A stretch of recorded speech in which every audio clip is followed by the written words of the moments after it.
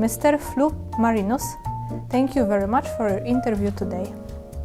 When did you start your journey with art? What was the starting point for that?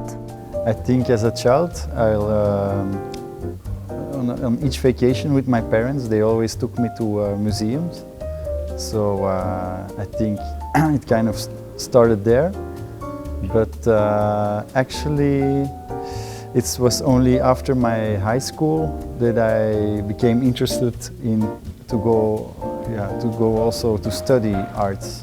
At first, I studied visual arts, and then in general, and then I specialized in making comics. Because I was always, as a child, reading comics, and I was super into it. But I never really thought about really going to study this. But then suddenly I was at the point of what am I going to study, and then somebody told me, like, you're always drawing, and actually my former girlfriend, she told me, like, you're always drawing, why don't you go and do something with this? And so then I found this school where I could learn how to draw comics. So yeah, I specialized in this comic drawing, but as soon as, while I was studying it, I also started to paint. And especially with my older brother, he's also a painter. And we started with a painting project that took us, the first project that we did together took us 7 years. So I became, instead of making comics, I was more and more starting to paint. And together we did some exhibitions. And while doing these exhibitions with my oil paintings, I sometimes showed also my comic drawings. And then people from the art field also told me, like, yeah, you should exhibit these comics also. They are also very nice. And that's how I kind of also am showing now and then my comics in the art scene, instead of just in magazines. That's kind of how it started. And then, because of when I was working with my brother, he's actually also a performance artist, and he creates his own performances. And because we were working so close together, he kind of invited me also to give feedback on his performances, and that's how I eventually also ended up performing in his performances. Yeah, that's how I kind of became a performative artist. But actually, I'm more a visual artist. What is your favorite medium to work with? Do you have any medium you don't use or like? I think I prefer two mediums. I kind of really like the directness of just with the pencil drawings, because there you can't really make an error, and you have to be really focused or trained to get the image correct. And it's also, it allows you to work everywhere. This is something I really enjoy of pencil drawings. You can take it with you on a train or on the airplane or bus ride. And then the other medium is oil paintings. And that's the medium I usually use. And there, what I really like is then the slowness of the medium. So it's a bit the two opposites. You have to, you can work in layers. You can have to sometimes wait for the drying process to end.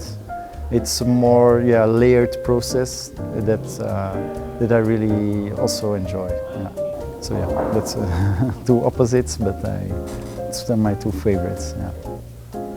Please tell us about your production activities in your country. What is your recent subject of your works? At the moment I have an exhibition in Belgium. It's in Zeetact. It's somewhere in eastern Belgium. There I have an exhibition with oil paintings that I made together with my brother. I also recently did a lot of paintings for a TV series. It's more a kind of commercial work. In the TV series there is an artist that has to create work, and I just made this oeuvre.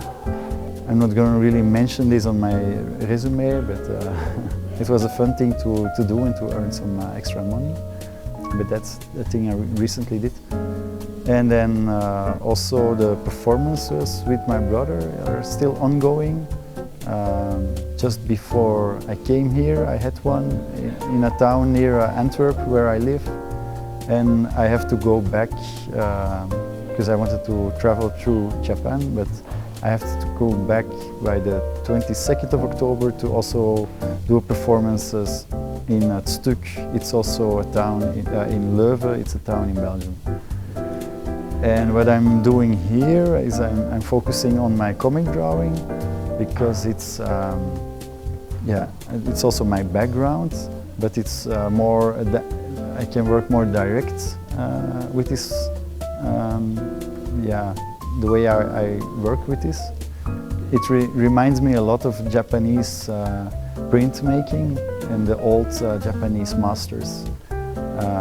They all use their hands really quick. It's one line, it's like the calligraphy, Japanese calligraphy.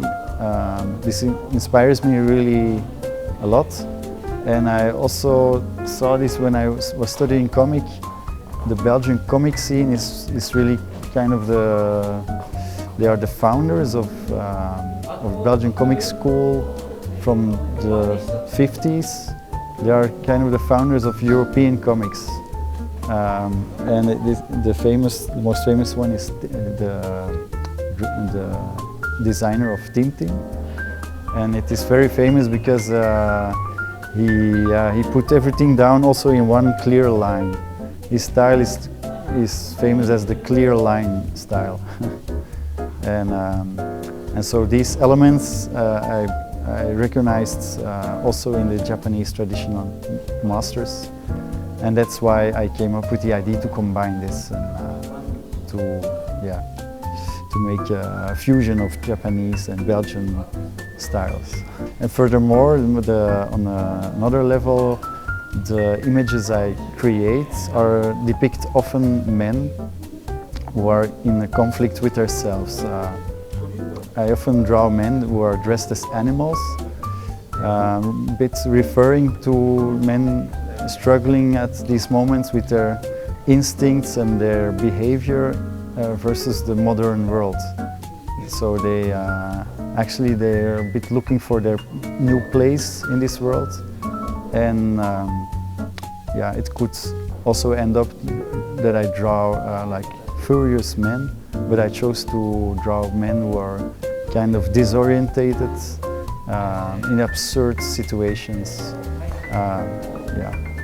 That's a bit why my men are acting weird or dressing as weird animals.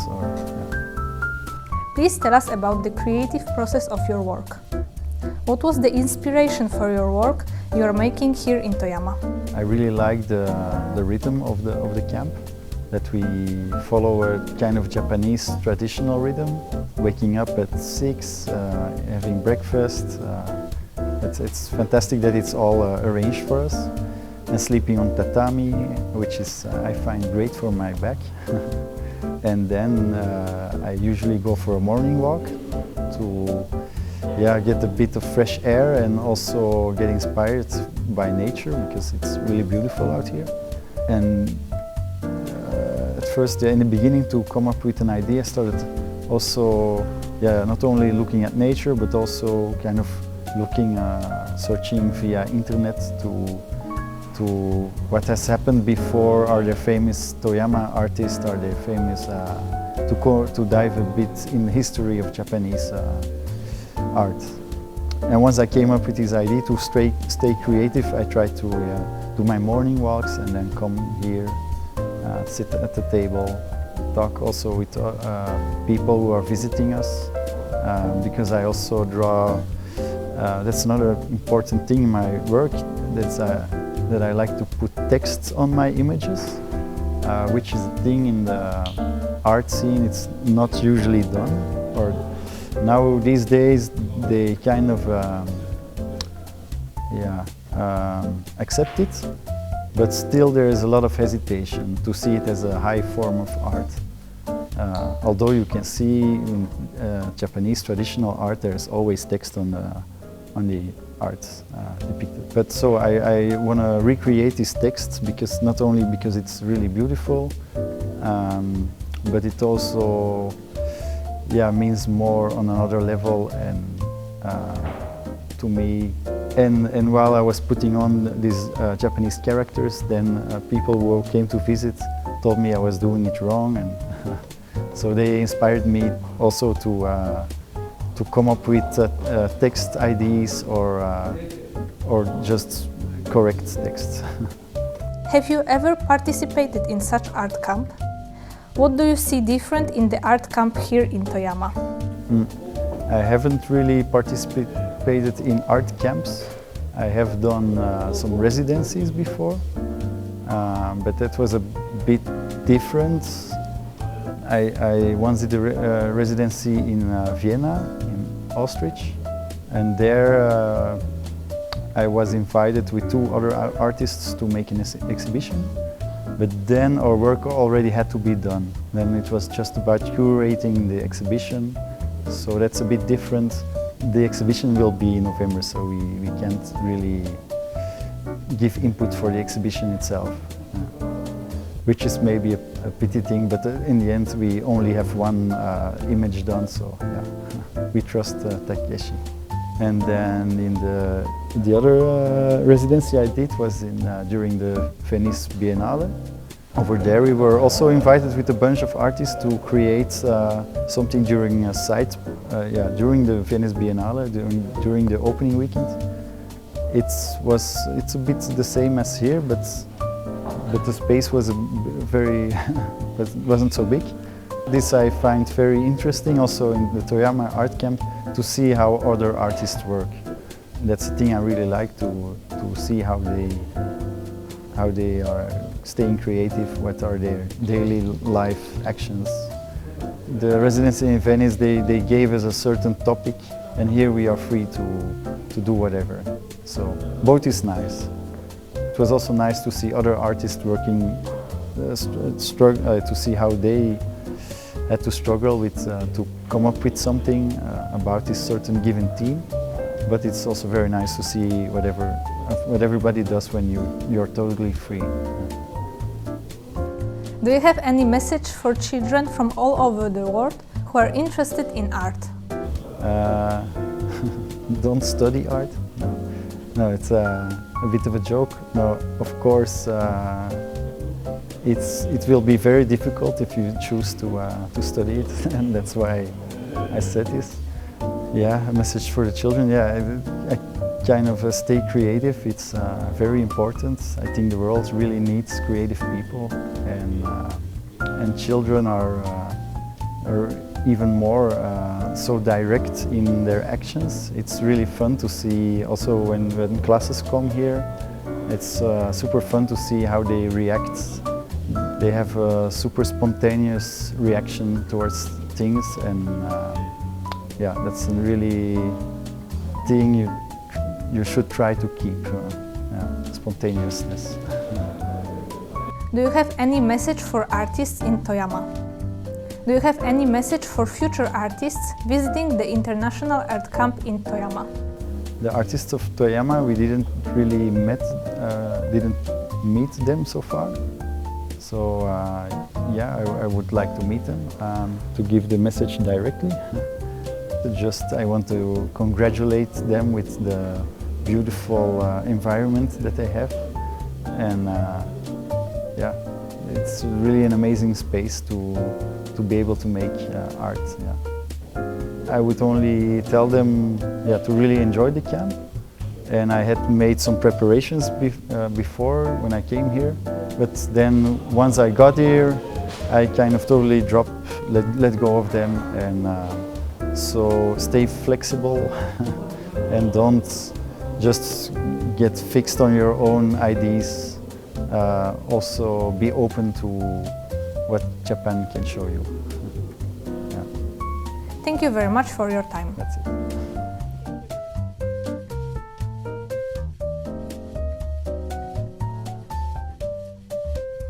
painting was inspired by Japanese traditional printmaking, by the Nishioka, more specifically by a print of Andrew Hiroshige. It's a 300-year-old print, and I mixed it with Belgian comic traditions. So it's a mix, it's a fusion of styles. It's actually also a tiny collaboration with the Korean artist Seo because he wrote my biography. Because for me it was too difficult. And for those who are interested, it says there I sat, captured and kept to breathe, but my belly got only bigger because of the sake.